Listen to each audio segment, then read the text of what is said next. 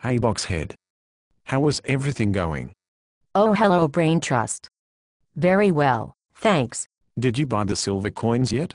I guess I haven't gotten around to it yet. Could you remind me why I should buy silver coins? I remember that you were talking about some sort of financial crisis, but I don't remember what it was. Oh boy. So you have lost some time, and some money as well. Okay. Let me start over, regarding what this is all about. There is a significant chance that America will experience a monetary crisis, and very soon. What is a monetary crisis? Well, in simple terms, it is a severe loss of confidence in the currency of a country. But, there are basically two groups of people who could lose confidence. One group is those who lend money to the government. Oh, so people lend money to the US government? Indeed. Great quantities of money. The Chinese government, the Saudi government, and the Japanese government, these all are big lenders to the American government. But there are also money market funds, hedge funds, pension plans, and a host of other lenders. So how could the lenders lose confidence? Well, the lenders could start to believe that the borrowing country just might not make good on its debts, that it might fail to make interest and/or principal payments when these payments are due. This kind of failure is called default. Greece and Ireland have recently been in the news because of the possibility that their governments might default. Perhaps you have heard about this? Yes. I heard that they may be getting bailouts from the European Union in order to avoid default. How did these countries get into such trouble? They got into trouble through high levels of debt and big deficits, which simply means the governments were spending much more money than they take in as tax revenues. These are the so-called PIGS, or PIIGS, which stands for Portugal, Ireland, Italy, Greece, and Spain. But guess which country comes right behind the PIGS for having high debts and huge deficits? Oh. America. Right. The good news is that America probably will not default on its debts. But the bad news is that there is a second group which can lose confidence in the currency. That group is the currency holders of the country, like us. How could currency holders lose confidence? Well, money is supposed to provide a store of value over time. But suppose that it fails to perform this function. Suppose that it instead loses its value rapidly over time? Oh, I see. Well, then I guess that currency holders would all try to buy the stuff they needed and spend currency as fast as they can before it loses further value. Correct. But that is not all. This currency debasement effect also feeds upon itself by pushing interest rates sky high and forcing the government to print even more money to service its debts and avoid default. Money printing and inflation then spiral out of control. This condition is known as a hyperinflation. It has happened before in dozens of countries. So what happens?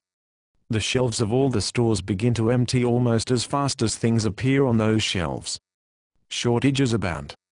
Workers demand their wages in cash every day, so that they then can rush out and buy whatever is available. Queues form for any available goods. The price of everything increases rapidly, reflecting the fact that the currency is losing value rapidly. All of this can happen in a very short period of time. In fact, the speed of a hyperinflation is often measured by how long it takes for prices to double. Double? Wow. That is like 100% inflation. Which countries have had hyperinflation? Well, I'll name just a few. Greece has already had this sort of trouble. In 1944, prices were doubling every 4 days.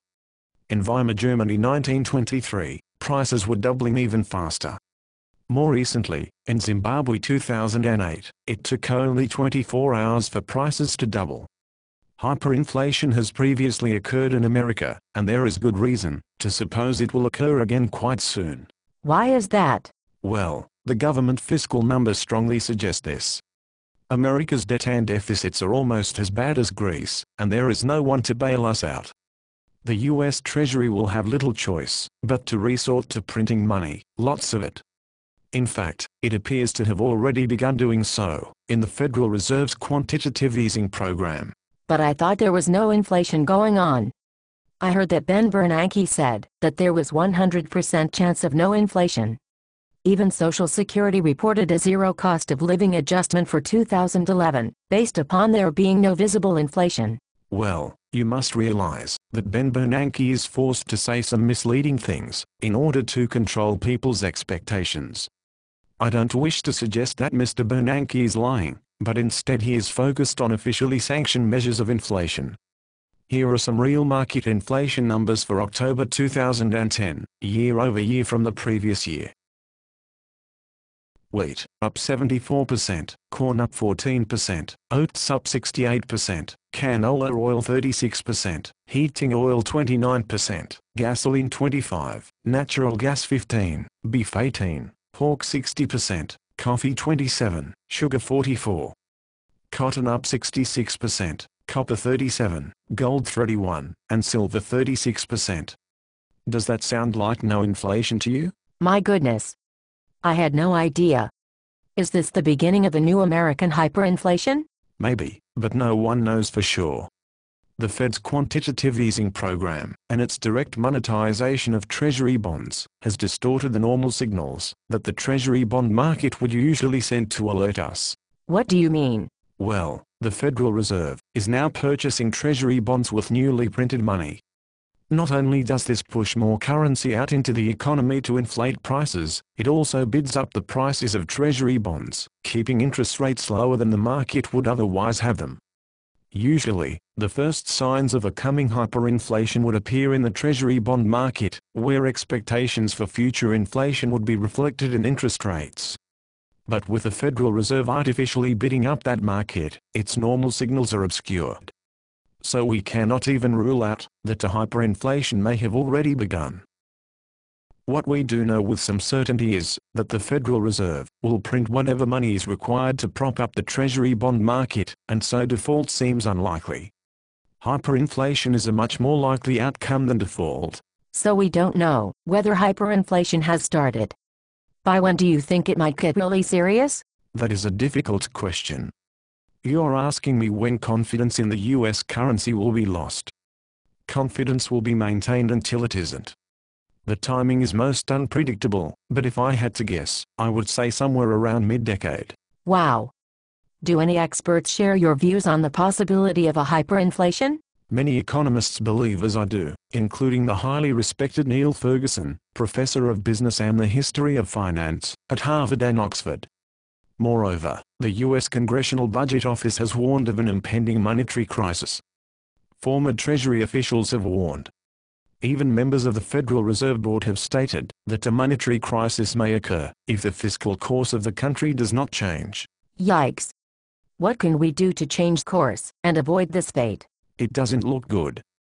Consider that we will have a deadlocked Congress until the elections of 2012 are known. Then, even if there is the political will to change, it will take at least a year to implement. This puts us in 2014 before any change could even start to occur. It is much like being in a spaceship that is very close to a black hole, in a region where other spaceships have been lost before, and knowing that you must drift closer to the black hole for some years. As you get closer, the escape velocity required to get away gets larger, and at some point the effort is futile. It is my humble opinion that we probably have already passed the point of no return, and all that awaits us is simply completing the process of being sucked into the abyss. I am quite sorry to say this to you. You have lost hope then? No, not entirely. Life will go on, and we will emerge on the other side of the hyperinflation, unlike a black hole. What is most important, however, is that you not permit the rather faint hope of avoiding this crisis to interfere with your preparations for its potential occurrence. But I've been through a lot of what the newspapers have called financial crises, and they did not affect me very much. Why should I worry about this one? The reason to worry about this one is that it will affect almost everyone, and quite severely. If the previous crises you have weathered are likened to a single tornado in Texas, this crisis will be more like 100,000 Hurricane Katrina storms blanketing the whole U.S.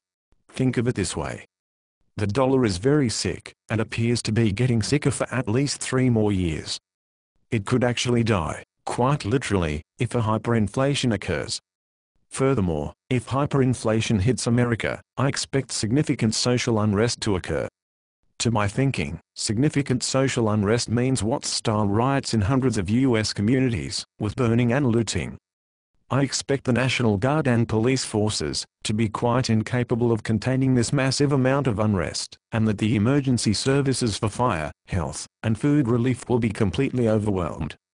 This is a very, very serious matter, and you need to address its potential effect upon you. But what can I do? I'm just an ordinary middle-class worker, my savings are small, and I know little to nothing about finance. How can I possibly prepare myself for such a catastrophe? I recommend 5 emergency steps that you can take right now. If you can get just 5% ahead of this thing, you will be better off than 95% of the population. Okay. The first step is provide to your family sufficient food and water security. You should buy at least a year's worth of stored food for each member of your family. For example, Costco.com has some good deals on its internet site for freeze-dried stored food. What else? The second step is to increase your physical security as best you can. This step is very specific to your own circumstances, and only you will know what to do. Just keep in mind that there could be a lot of desperate people who have no food security, no currency of any value to buy anything, and that here may be long periods where there is little or nothing on the store shelves, or even the stores themselves may be burned out. Go on. The third step is to try to provide yourself with some form of currency to buy things after the hyperinflation event has destroyed the dollar, but before a new currency is introduced, if ever. While there is no guarantee about what a merchant might accept in trade for his goods, silver coins have a very good record in this regard. They are inexpensive enough to buy ordinary items, and they have broad acceptance. I recommend buying some 1-ounce US Silver Eagles and or some pre-1965 coins, which are 90% silver. This will get you through the worst period. In fact, several grocery stores in the Los Angeles area are already accepting silver in payment for groceries. Check. What's next? Fourth, review all of your income sources and your investment portfolio. Anything having fixed dollar denomination is at risk of complete destruction in a hyperinflation. This includes pensions, annuities, life insurance, bonds, money market funds, bank accounts, and cash. As an exercise, take all of these assets and incomes, and presume they have a value of only 2% of what they are now worth. This will give you an idea of your purchasing power after a hyperinflation. Real estate, equities, and especially commodities will likely do okay in a hyperinflation. As you review these assets, keep in mind what will be most valued by others in the coming crisis. Having done this exercise, try then to mitigate your hyperinflation exposure. Gold has historically been a good store of value, and I expect this to remain true in the approaching crisis. Indeed, it has already shown this quality. Convert as much of your fixed dollar items into gold coins or bullion as you feel comfortable doing, remembering not to eliminate all your cash and bank balances, since it may be several years before the crisis fully hits. And the last step? Learn as much as you possibly can about this matter. It has the potential to have an enormous impact on your life, for better or worse. I have no affiliation with them, but a good starting point is to visit the website inflation.us. Good luck.